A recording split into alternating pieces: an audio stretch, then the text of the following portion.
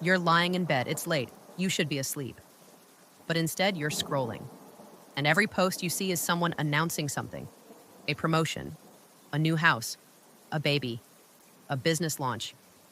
And quietly, almost without realizing it, this thought creeps in: what am I doing with my life?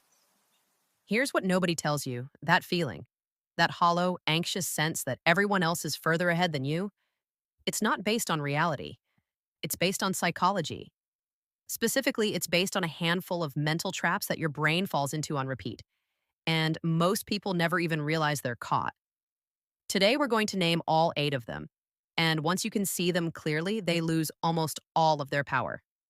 Let's get into it. Trap 1: social comparison theory.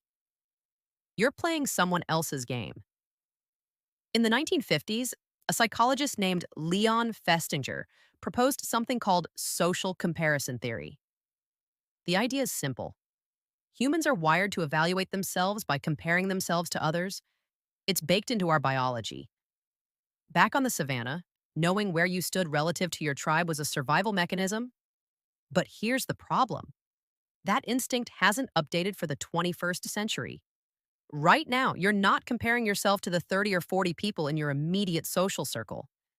You're comparing yourself to thousands, sometimes millions, of people, curated and filtered for their best moments, on a platform specifically designed to maximize engagement, which means maximizing emotional reaction, which means maximizing envy. You're not losing a fair race. You're running a sprint against Olympic highlight reels.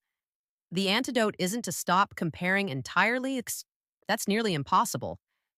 It's to compare intentionally. Compare yourself to who you were 6 months ago. That's the only comparison that's actually useful. Trap 2: the arrival fallacy, the finish line that keeps moving. Here's a trap that hits people who are actually doing well, maybe especially people who are doing well. Harvard psychologist Tal Ben-Shahar coined the term arrival fallacy to describe the illusion that reaching a goal will deliver lasting happiness. You tell yourself, once I get the promotion, I'll feel like I've made it. Once I pay off the debt, I'll feel free. Once I hit 6 figures, I'll feel secure. And then you get there. And for about 2 weeks, maybe a month, it feels great. And then it just becomes the new normal, and suddenly you feel behind again, but now relative to the next goal. This is also related to what psychologists call the hedonic treadmill, our remarkable human ability to adapt to almost anything, good or bad, and return to a baseline level of satisfaction. The reason this makes you feel behind is subtle but devastating. If no achievement ever makes you feel like you've truly arrived, then you will always feel like you're chasing something you never quite reach. The fix isn't lowering your ambition. It's learning to find meaning in the process, not just the outcome, and regularly pausing to acknowledge how far you've actually come. Trap 3: survivorship bias. You only see who made it. Forbes publishes its 30 under 30 list. You see a 26-year-old who sold a company for $40 million. You feel like a failure. But here's what you don't see: the thousands of 26-year-olds who tried to build that company and didn't make it. You don't see the blog posts they deleted, the failed pitches, the credit card debt, the failed relationships. They didn't make the list, so they're invisible. This is survivorship bias.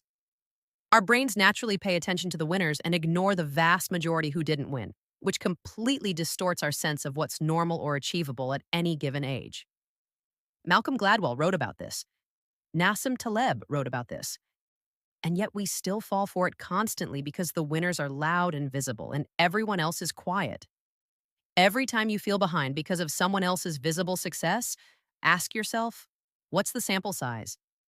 Who am I not seeing? Success is far rarer and more complicated than it looks. You're not behind. You're just not filtering out the noise. Trap 4: milestones were never yours to begin with. Let's talk about timelines. Specifically, who wrote yours? There's this invisible script that a lot of Americans grow up with. It sounds something like college by 18, serious relationship by 25, married by 27 or 28, first house by 30, kids shortly after. Career figured out by 35. And if you're not hitting those marks, or if you hit them and they fell apart, something in your brain files that away as failure. But here's the thing, these milestones weren't handed down from some objective authority on human flourishing. They're culturally constructed. They vary enormously by country, by generation, by economic class, by individual circumstances. In your parents' generation, those timelines made a kind of economic sense. In today's world, with student debt, a brutal housing market, a shifting economy, following that script isn't always possible, and increasingly, people are choosing not to. The psychologist Kenneth Gergen talks about the saturated self, the modern experience of being pulled in dozens of directions by competing social narratives about what a good life looks like. You feel behind because you're measuring yourself against a timeline that was never calibrated for your actual life. Whose timeline is it really? That's worth sitting with. Trap 5, the planning fallacy. You underestimate everything.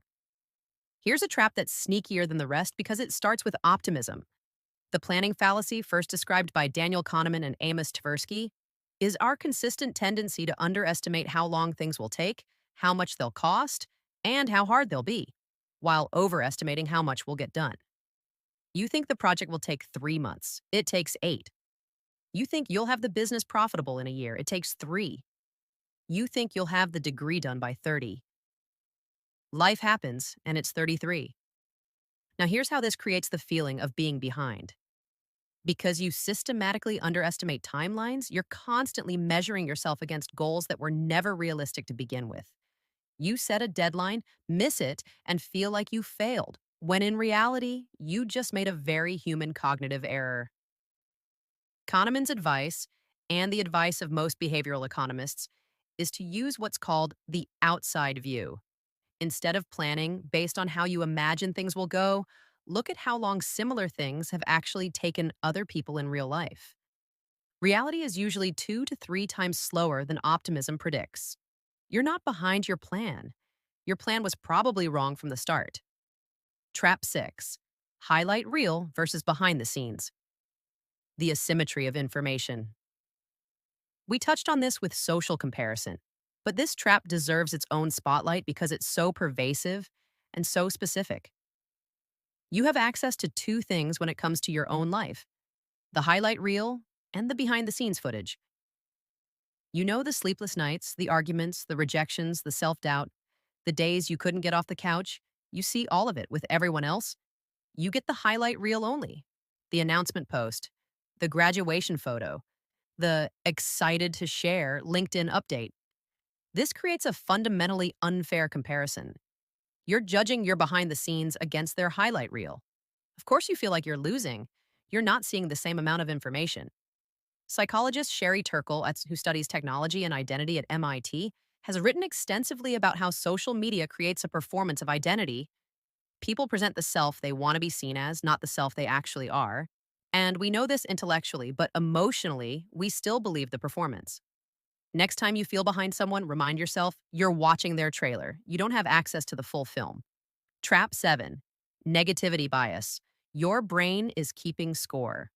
Unfairly. Your brain is not neutral. It was never designed to be neutral. It was designed to survive. And for survival purposes, negative information is more important than positive information. A predator in the bushes is more urgent than a pretty sunset.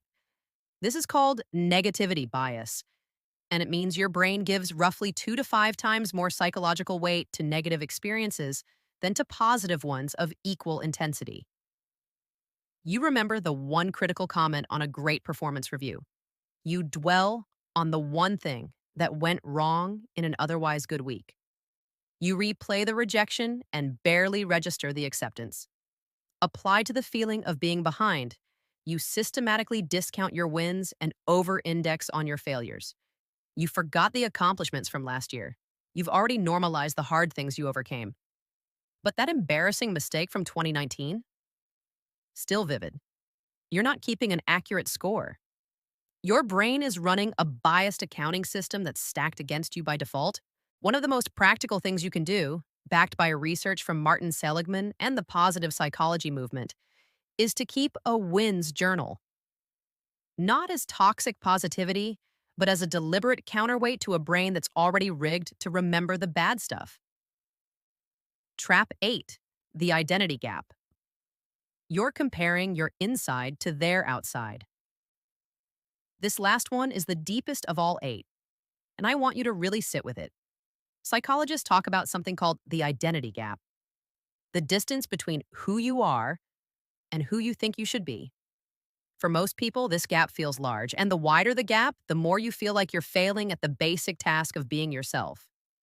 Here's what feeds that gap: consuming constant images of idealized lives, internalized expectations from family and culture, and the voice in your head, what psychologists call the inner critic, that narrates your life in the harshest possible terms. But here's the thing about that inner critic. Research from Dr. Kristen Neff on self-compassion shows that the inner critic doesn't actually motivate better performance. It increases anxiety, depression, and avoidance.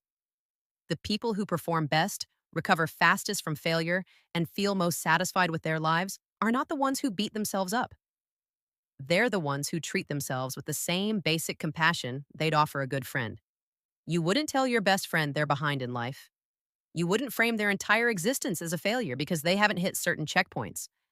So, why do you talk to yourself that way? The identity gap closes not by racing to become who you think you should be, but by questioning whether that should was ever yours to begin with. Here's what I want you to take away from all of this. Feeling behind is almost never a sign that you are behind. It's a sign that one or more of these traps has been triggered, and now you can see them. That doesn't make the feelings go away overnight. But awareness is the beginning of every real change. If this video helped you, share it with someone who needs to hear it. Leave a comment below. Which of these 8 traps hits closest to home for you? I read every single one. And I'll see you in the next video. Don't forget subscribe, like the video, and turn on notifications.